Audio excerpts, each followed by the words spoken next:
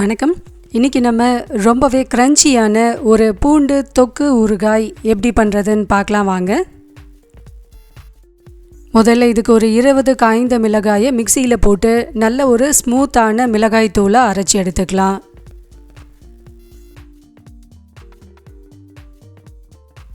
இப்போ ஒரு கடாயில் 4 ஸ்பூன் அளவுக்கு நல்லெண்ணெய் சேர்த்துக்கலாம். நல்லெண்ணெய் நல்லா சூடான பிறகு 1 கப் அளவுக்கு பூண்டை நான் தோல் உரித்து எடுத்து வச்சுருக்கேன். இந்த தோல் உரித்த பூண்டை இதில் சேர்த்து நல்லா வறுத்து எடுத்துக்கலாம்.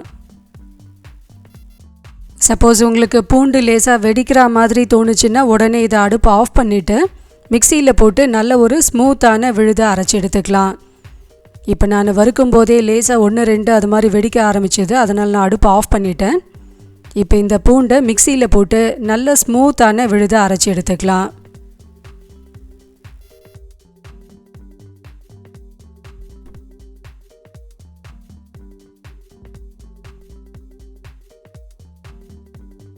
பூண்டை இப்போ நல்லா மிக்சியில் அரைச்சாச்சு.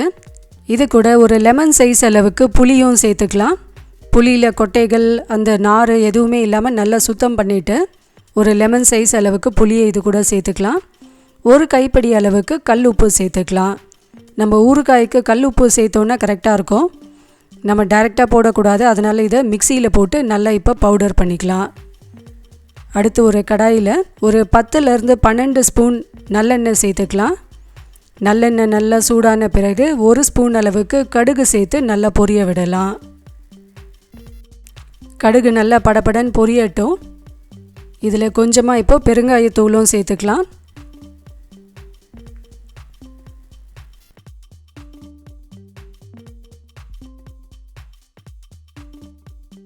பெருங்காயத்தூளும் நல்லா பொரிஞ்சிடுச்சு. இப்போ நம்ம அரைச்சி வச்சுருக்க இந்த புளி, பூண்டு, உப்பு சேர்த்த விழுதையும் இது கூட சேர்த்துட்டு நல்ல எண்ணெயிலே வதக்கி எடுத்துக்கலாம்.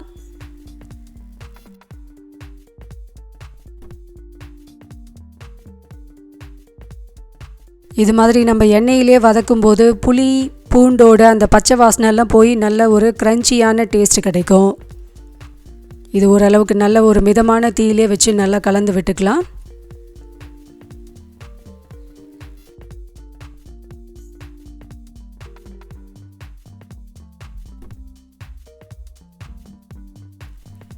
அடுத்து இதில் 1 ஸ்பூன் அளவுக்கு மஞ்சள் தூள் சேர்த்துக்கலாம்.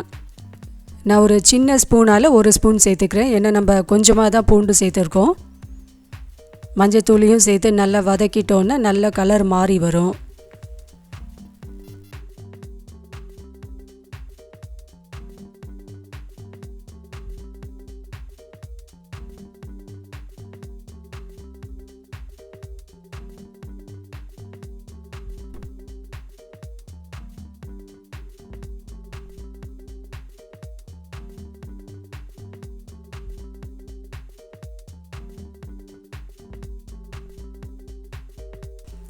பூண்டு நல்லா வதங்கிடுச்சு.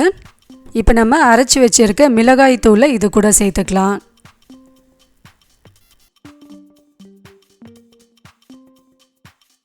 இப்போ நான் சொல்லியிருக்க இந்த உப்பு காரம் அளவுகள்லாம் பார்த்திங்கன்னா இதே அளவு சேர்த்திங்கன்னா உங்களுக்கு கரெக்டாக இருக்கும். இது கொஞ்சம் ஸ்பைஸியாகவே இருக்கும். மிளகாய் தூள் சேர்த்த பிறகு 1/2 ஸ்பூன் அளவுக்கு வெந்தயத்தூள் சேர்த்துக்கலாம். கொஞ்சமாக வெந்தயத்தை லேசாக வறுத்துட்டு மிக்சியில் பொடி பண்ணி எடுத்து வச்சுருக்கேன். இப்போ அதில் ஒரு 1/2 ஸ்பூன் அளவுக்கு சேர்த்துக்கலாம்.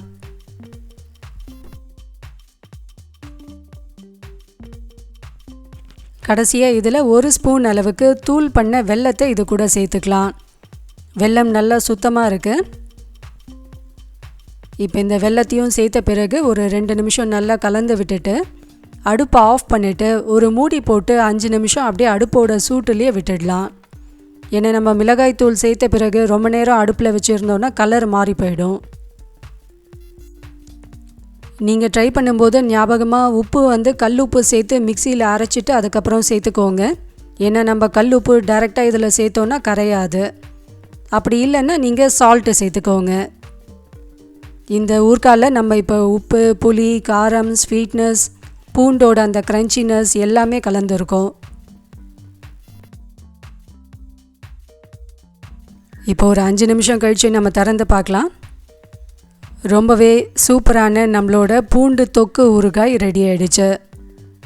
இந்த ஊறுகாய் 1 மாதம் வரைக்கும் கெடாமல் இருக்கும். ஏன்னா நம்ம தண்ணி எதுவும் சேர்க்கல. அதே சமயம் புளி சேர்த்துருக்கிறதுனால சீக்கிரமாகவும் கெட்டு போகாது. இந்த ஊறுகாயை ஈரம் இல்லாத ஒரு டப்பாவில் போட்டு நல்ல ஒரு காய்ந்த ஸ்பூன் வச்சு நம்ம யூஸ் பண்ணோன்னா நல்லா கெடாமல் 1 மாதம் வரைக்கும் தாராளமாக யூஸ் பண்ணலாம். இது தோசை, சப்பாத்தி, சாதம் எல்லாத்துக்குமே ரொம்பவே அருமையாக இருக்கும். நம்ம அந்த பூண்டு சாப்பிடும்போது பூண்டோட அந்த பச்சை ஸ்மெல்லும் இல்லாமல் நல்ல ஒரு க்ரன்ச்சியாக டேஸ்டியாக இருக்கும்.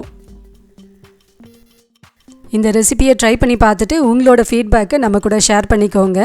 நம்மளோட இன்னொரு சேனல் S2C குக்கிங்லேயும் நிறைய வீடியோஸ் அப்லோட் ஆகிருக்கு. எஸ்பெஷலி இது மாதிரி நிறைய ஊறுகாய் ரெசிபீஸ் நிறைய இருக்குது. கண்டிப்பாக அந்த சேனலையும் விசிட் பண்ணுங்கள். இந்த வீடியோ உங்களுக்கு பிடிச்சிருந்தால் லைக் பண்ணுங்கள், உங்கள் ஃப்ரெண்ட்ஸ் அண்ட் ரிலேட்டிவ்ஸ் கூட ஷேர் பண்ணுங்கள். நம்ம சேனலை மறக்காமல் சப்ஸ்கிரைப் பண்ணி வச்சுக்கோங்க. தேங்க்யூ.